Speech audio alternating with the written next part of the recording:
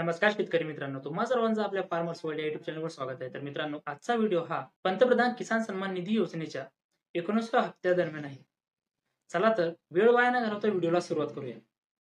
पंतप्रधान किसान सन्मान निधी योजनेचा 19वा हप्ता सोमवारी दिनांक 24 तारखेला दिला जाणार आहे. मात्र गेल्या वेळेप्रमाणे आता राज्य सरकारचा नमो शेतकरी सन्मान योजनेचा 6वा हप्ता मिळणार नसल्याचे स्पष्ट झाले आहे.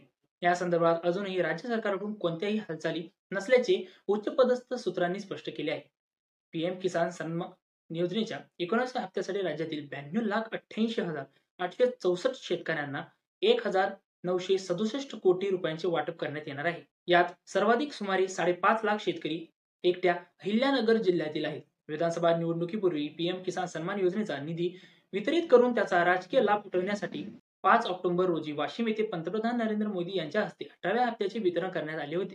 याचवेळी राज्य सरकारतर्फे देण्यात येणाऱ्या नमो शेतकरी महासन्मान निधी योजनेचा 5वा हप्ता देखील देण्यात आला. त्यानंतर डिसेंबर 2024 ते मार्च 2025 या 4 महिन्यांसाठीचा पीएम किसान सन्मान योजनेचा 19वा हप्ता सोमवारी दिनांक 24 ला वितरित होणार आहे. बिहारमधील भागलपूर येथे पंतप्रधान नरेंद्र मोदी यांच्या हस्ते या हप्त्याचे वितरण करण्यात येणार आहे.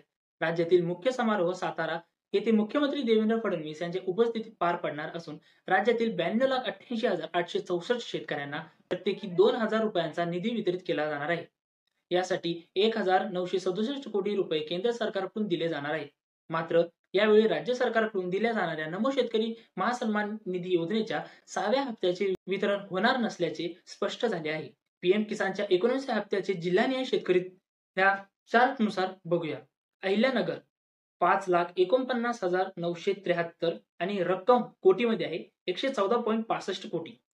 अकोला 1,90,547 व 40.73 कोटी रक्कम.